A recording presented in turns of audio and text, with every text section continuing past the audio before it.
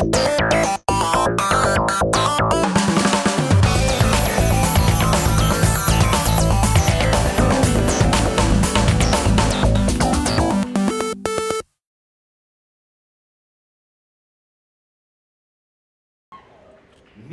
palace of Midgard.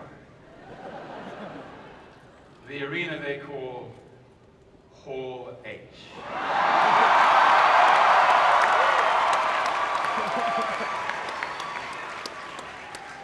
You should have let me rule you when you had the chance.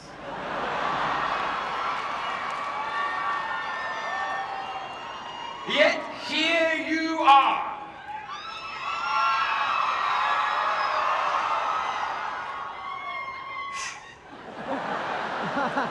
Kneel.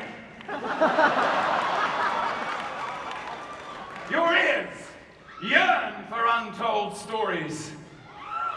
Your eyes crave unseen sights.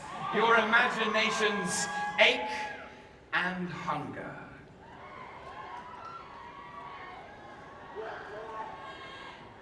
Where are your Avengers now?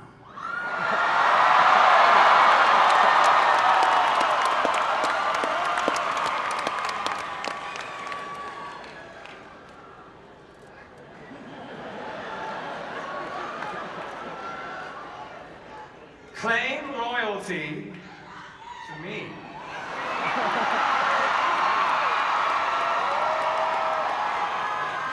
And I will give you what you need.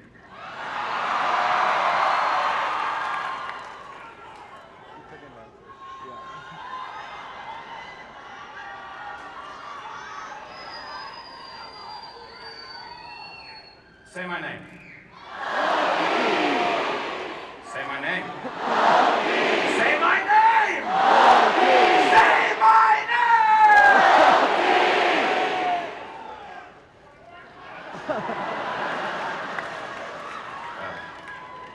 It seems I have an army. More! Feast your eyes!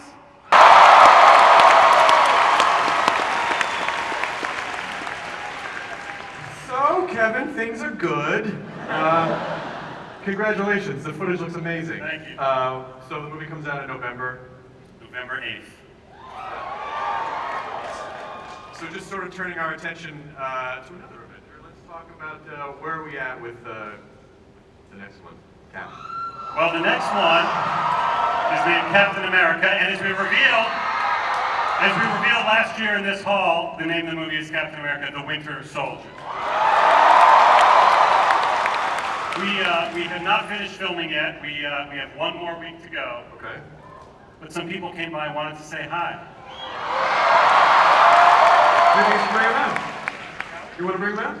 The directors of Captain America: The Winter Soldier, Joe and Anthony Russo.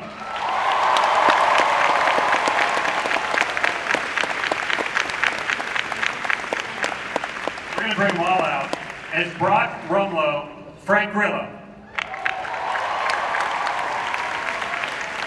As Agent 13, a.k.a. Sharon Carter, Emily Van Camp.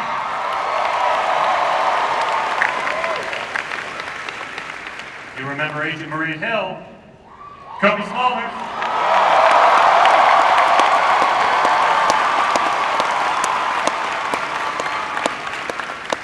Introducing for the first time anywhere on stage for Marvel, Sam Wilson, a.k.a. the Falcon, and Commander.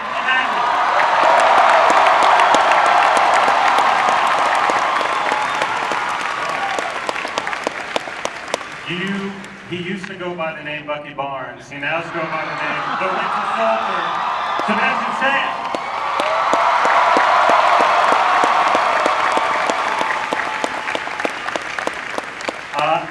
He's the Avengers boss. He's really all of our bosses.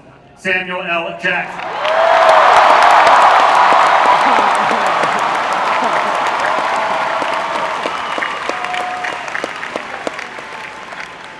Natasha Romanoff, Scarlett Johansson.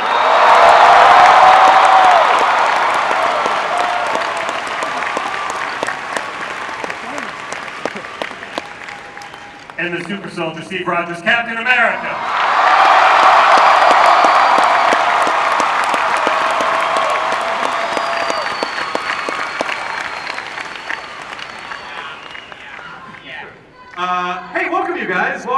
on 2013. Captain America. Chris, we'll start with you. You've done this a few times now. You've been in the cap suit a few times now. How does it feel each time you go back and put it on? Is it a piece of you now? Well, it's getting better every time I put it back on. You know, it's satisfying knowing that the movies are good. You know, it'd really be a problem if the franchise you were stuck with wasn't making good products. But it turns out Marvel knows what they're doing. So every time you put the suit back on, you get really excited and you can't wait to see what they're gonna do. How do you think Steve feels? Do you think he's adjusted yet? He's sort of anachronistic. You know, is he feeling comfortable yet in our world? Well, he's getting there. I mean, he's not. It's not so much about his shock with technology. He's not like, oh, internet. You know, I mean, it's more about the societal differences with the 40s to today. I think he comes from a world where people are a little more trusting, and I think the threats weren't as deep. And you know, the world we live in right now, it's harder to know what's right and wrong and what's good and bad. In the 40s, I think we can all agree Nazis are bad. It's pretty clear. They're still bad, by the way. Yeah. That's black and white. But today, it's harder to know who's right and who's wrong. And sometimes the actions you have to take to prevent certain threats compromise some of our civil liberties or our privacy. And I think that's tough for Steve to swallow. Scarlett, I think people are super excited to see Natasha. How integral to the story is she, and how much a part of Winter Soldier is she? Integral. Very, very. Right, Kevin? Yes, I mean, she and Chris share this movie in a big way. I think that, you know, obviously when we find these characters, it's in real time, so we've been working together for, you know, a couple of years, and, you know, they have a shorthand between them. They're really kind of partners, you know, they're running a lot of their tasks together, they're running missions together, all this stuff. So, these two characters who you didn't really see a lot of interaction between them in Avengers, now have this relationship that they've built, you know, which I think is an opportunity for us to kind of see a little bit more of a, I don't want to say the civilian side of Natasha, but we get to see how she is in a more kind of casual working relationship with somebody. And so you get to, you know, it kind of breaks down the barriers of her kind of, you know, this wall that she's put up a little bit. And you learn, kind of, you know, you learn more about her each time. Would you say there's more fighting about the same fighting for her from Avengers to this movie? This film is gritty. It's got a lot of, it's kind of some down dirty knuckle bearing fighting and all that stuff. So we're really, there's a lot of action in this one. I mean, character-wise, she knows the world. She is a child of this world that she's in. What is her relationship to Steve, with that in mind? I think that, you know, they have a sort of, they're kind of unexpected, sort of unexpectedly similar, not similar, but they I'd have, say it's like an odd couple, you know. I think we each have pretty different approaches to morality. And I think that makes for an interesting dichotomy in this movie, in this relationship, because they need one another. they learn from each other as well, you know? Yeah.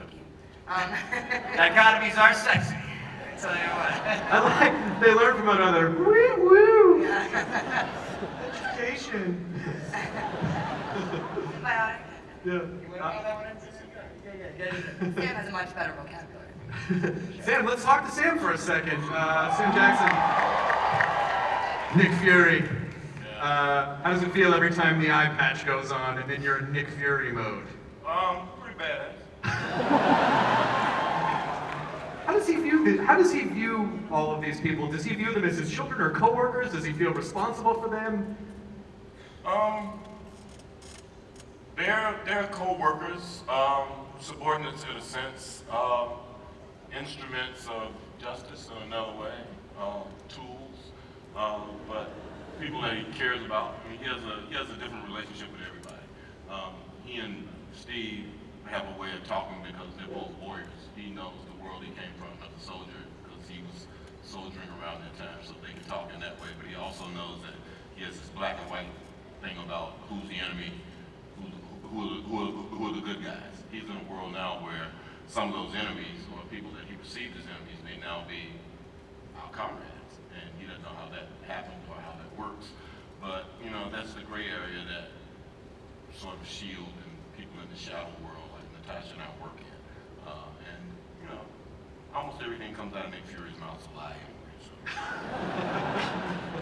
Sometimes he has to figure out, you know, am I lying to myself too? So there's always that. But you know, it's pretty cool. Do you think he really, because I always feel like, oh yeah, he always knows what's going on. Do you feel like he always knows what's going on, or is he good at faking that he always knows what's going on? He has a very good idea of what's going on, but his paranoia keeps him from believing what's going on, or if that's really, you know, that way or this way. So he kind of goes around the corner to see what's really happening. Yeah. I want to talk to Sebastian for a second. We'll definitely have time for questions. So tell us a little bit about what's going on with this idea of the Winter Soldier and Bucky, and how are you feeling, and how did you fit in? I felt great. I said, you know, I was very happy when I found out that the story was going to come to life on screen, and I mean, you know the story. Yeah, we know. Actually, that's what I was asking you about, Kevin. How close is this sticking to the Brubaker arc of Winter Soldier, and where did it? It's pretty close. It's pretty close in the specifics as they relate to Bucky. Okay. For sure. Yeah. And it's, you look, many people in this room have read the story. It's not a twist who he was. I introduced him with both names. In the movie, though, it's a surprise to Cap, and that's what matters. It's Cap's conflict. And if there are people in the audience who don't see it coming when they go to the theater, even better. But it's really, the surprise is for Cap. Great. Anthony Mackie.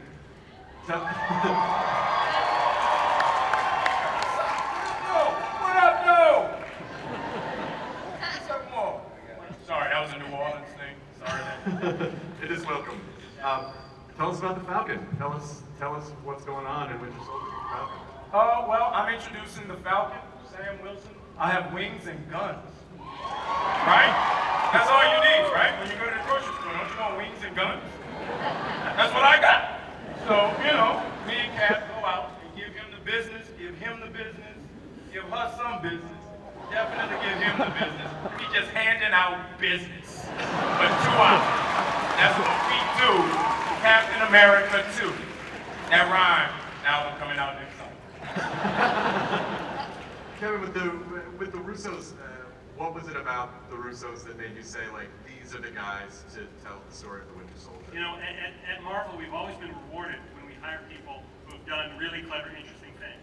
They don't have to be the exact same things we are hiring them to do, but these guys have been part of shows called Arrested Development, Community, and I kept seeing their name pop up again and again. And you want to hear me talk about it, or you want to just show me why I hired them? Show you guys. Let's show you why we hired them.